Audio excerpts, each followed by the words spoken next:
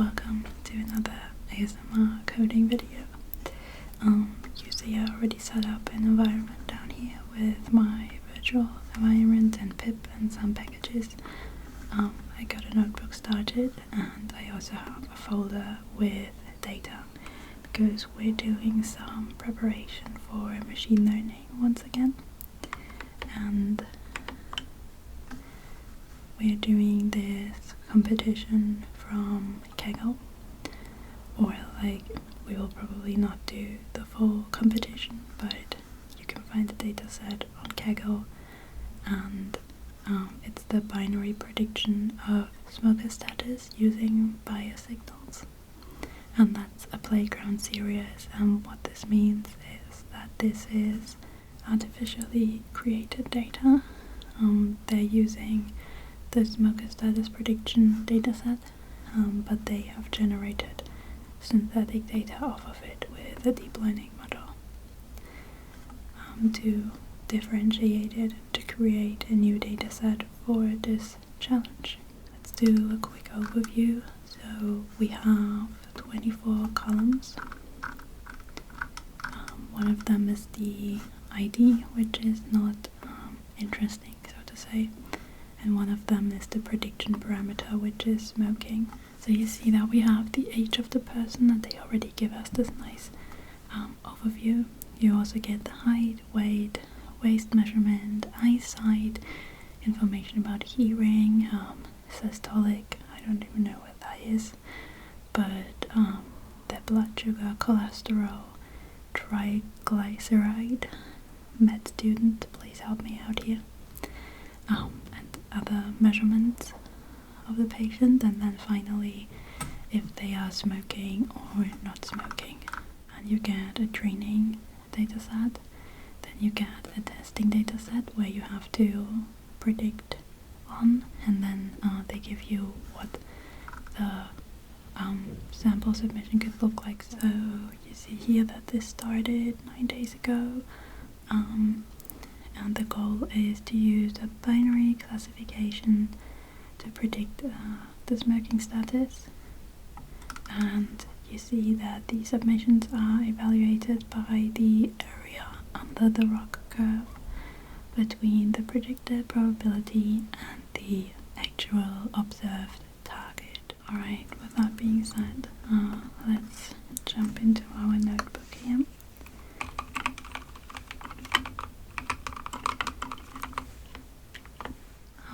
And now we can read. I have I think this is Codium that's doing my predictions somewhere over here. That's an extension. But this time it's actually wrong. So we want data and then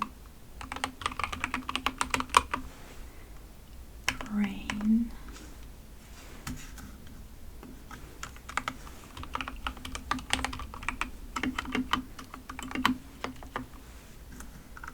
And we got an error.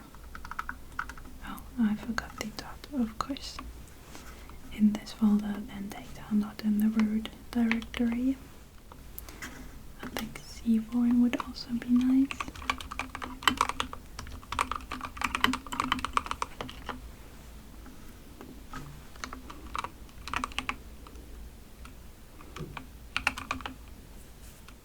For this video, let's try out a bit of CodeGPT. This is an extension on VS Code. It's free, but you can connect to different AI providers, most notably, of course, OpenAI, but you can also connect an Azure instance, something from Hugging Face, GPT for All, and so on. I haven't tried these. I've only done it with the OpenAI API key, so you have to have a paid API subscription, and then you can enter your API key here, and then you can use, for example, GPT-4 or GPT-3 if you want to save a bit of money, but I use it so rarely that I mainly use GPT-4 for this. And yeah, let's see if it can help. I use this sometimes when I am stuck. I wouldn't suggest that you use this exclusively, but if you know how to code well, you probably get annoyed with the answers anyways. So let's see how to get started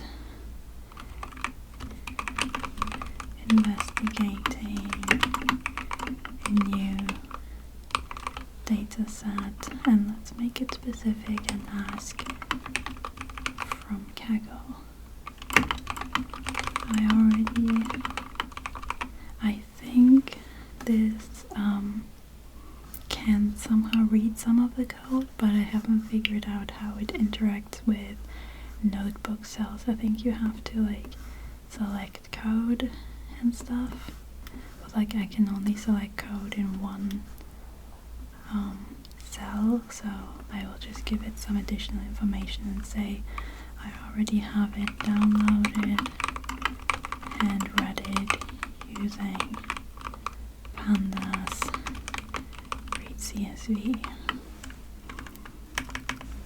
And let's do a question mark and let's see what ChatGPT or GPT-4 suggests. So it says here are some common steps used to investigate. To make this a bit bigger. Understand the structure. That's a good idea. And now I think I can, click this and then it does an annoying new line though. So we have 159,000 entries in our training dataset and 24 columns. We saw this before.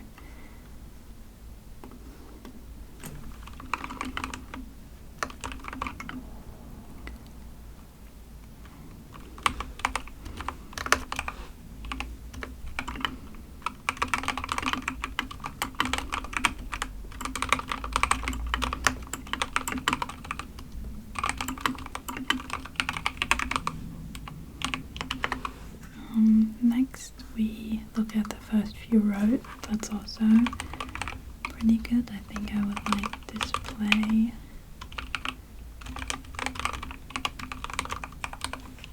and then use the head function of pandas. So now we can see some of the entries. We can see integers.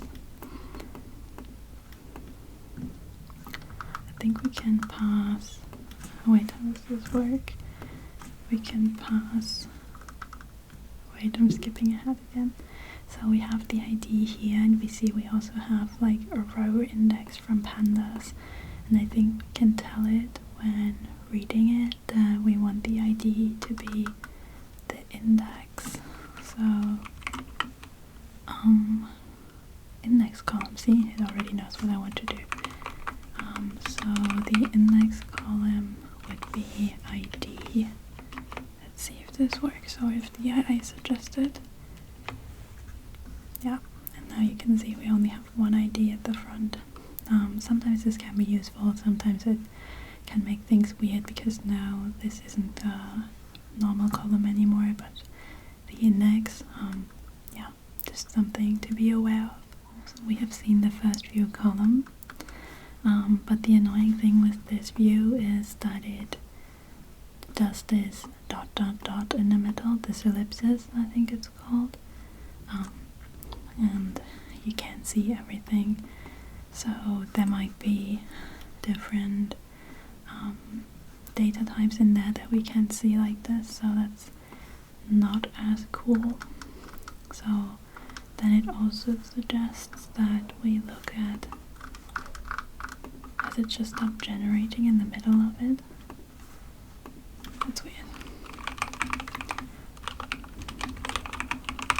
But we will look at the column names. Let's just prompt it again and see what else it wants. Okay, so it continued with number 4. So that's nice of it. We also have the info method, of course. So this tells us that there are no null entries because this is a synthetic Kaggle dataset. If you have a real dataset, uncleaned and stuff, there is probably null values and you will have to deal with them. I think there are some Kaggle datasets for training that as well. I've used them in some tutorials. But you can also now see the data type. So we have some integers, we have some float values, and that's about it. Yeah, let's just check the remaining here. Yeah, they're also all integers. So we can just work with purely numeric ones, I think. 3, let's call them sort of categorical.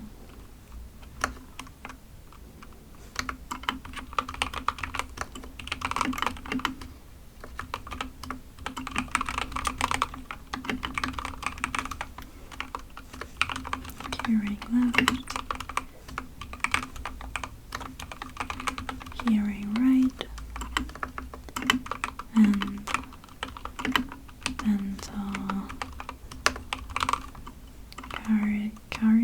curious.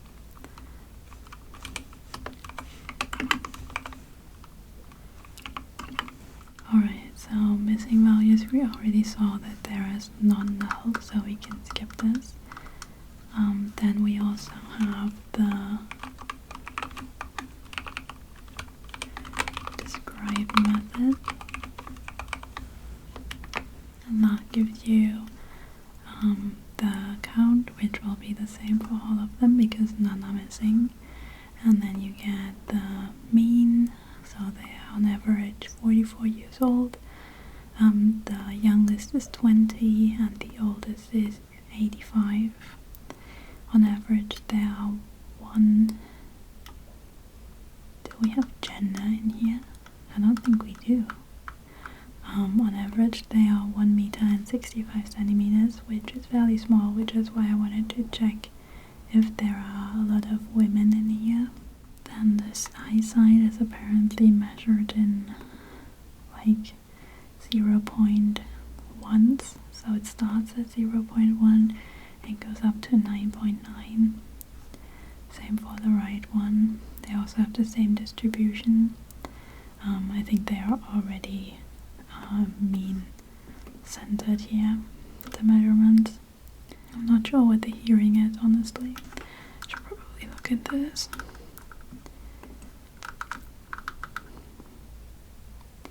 We'll do this maybe some other time once we have done some progress. We can also get how many unique features there are for each. So we have 18 different ages, 14 different heights. I think, oh yeah, they're only measured in estimates of 5, so like 135, 140 and so on. It was like people have different heights than this, but yeah. And for age, probably the same in increments of 5 years. This is recorded. Visualize the data. Count plot, dist plot.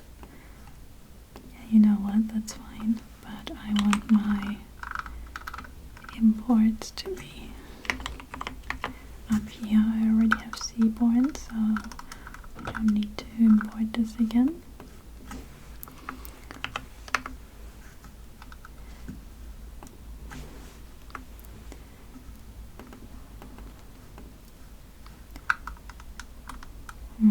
Can we get some...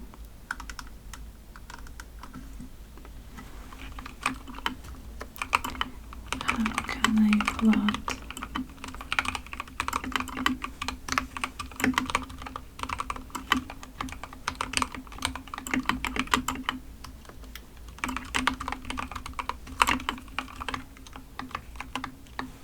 I don't really want to have a cell for each of them. Plot each numeric attribute.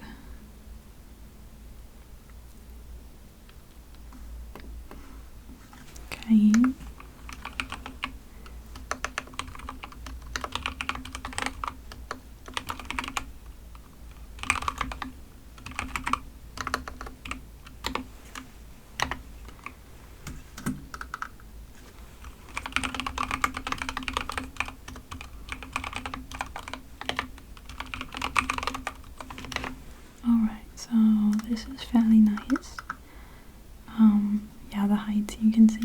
bit silly because there is measurements skipped in between.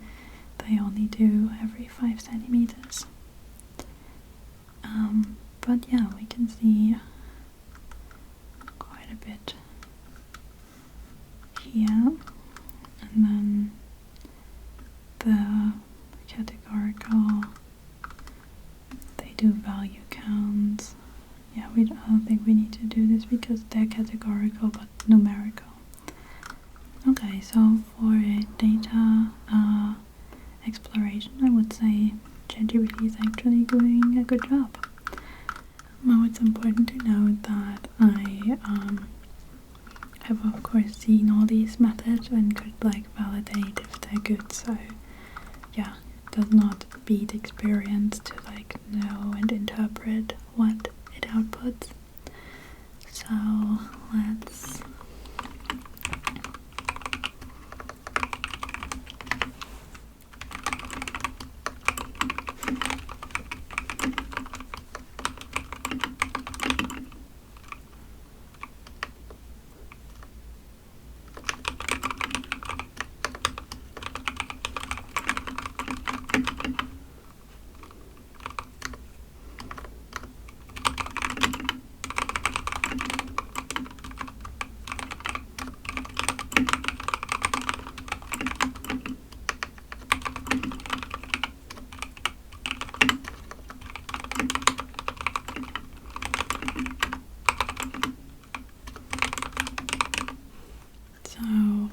just try a basic decision tree. It will probably not be as great. I need to install sklearn. I haven't done that yet. Well, ChatGPT is writing over here. It wants us to call it scikit-learn, even though in code it's always sklearn. Maybe we can click this now. We already have pandas, of course. Then we take a train test split, we get the decision tree classifier, and there is a classification report in metrics. So loading the dataset, we have already done this.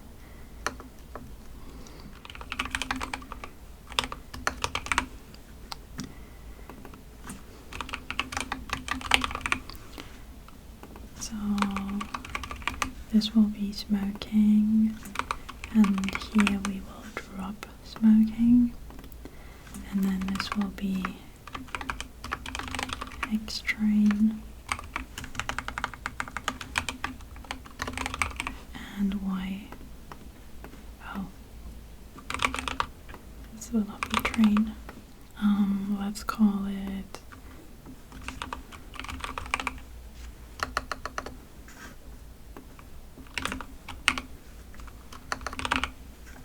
we have a test split in our folder. Don't want to confuse this. Oh god. Think, please.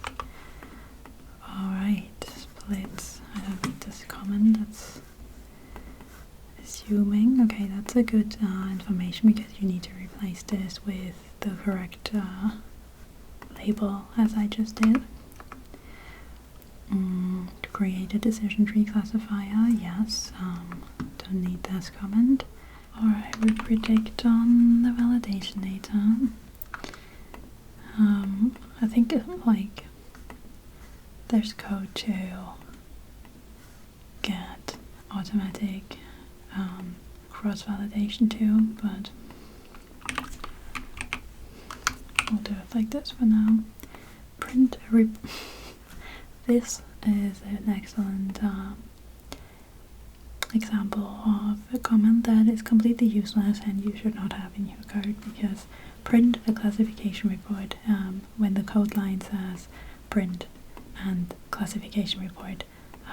Yeah, I can see that just from the great method name that they did here. Alright, so let's just see what happens. Apparently it's not called whole train. What did I call it? Oh, because it crashed, I need to run all again. Alright, so we have precision, recall. They're like fairly balanced, and we get the classes seem to be fairly balanced. I think that's the support. So we have 17,000. That seems small. Oh, that's on the test validation side, of course. So we have 17,000 non-smokers and 14,000 smokers. And we're like around 0.7-ish. Basically accuracy of 0.7 almost, which 0.5 would be just random, because we have two classes, so how can I get the results measured in the area under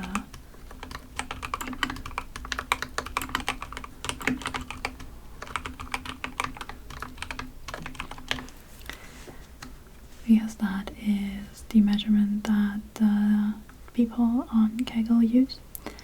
And I just like how slow this GPT extension thing is, but doing it right here really helps me not to get distracted in my browser, to be honest.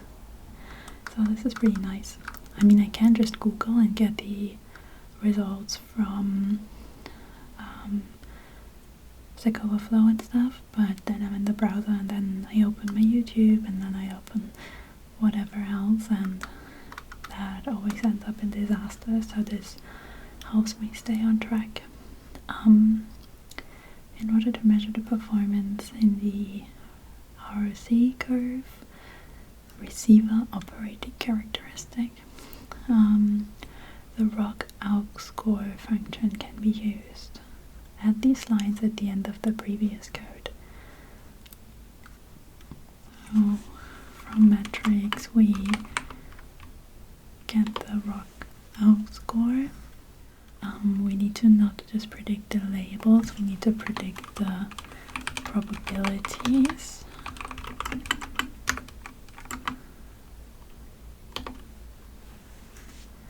Like this. And you saw here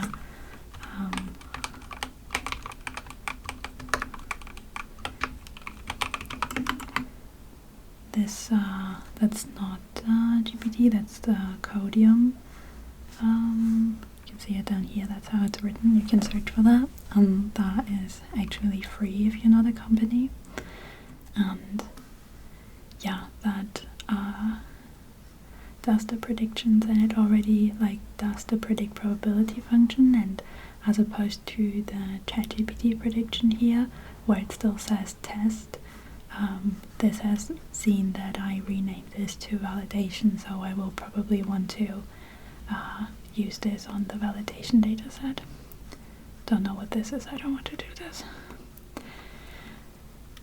And then we can get, oh, this is also pretty good. I still don't know why it wants us to do this only on the first column. Oh, apparently it was right. Keep probabilities for the positive outcome only. Right.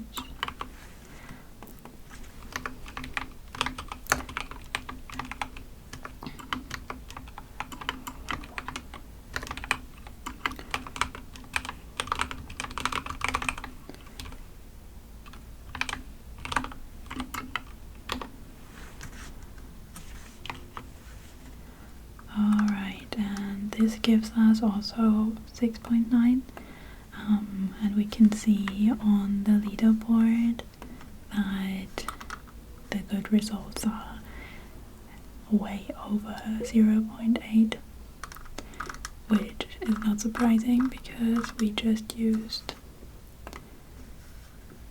the most generic everything ChatGPT gave us.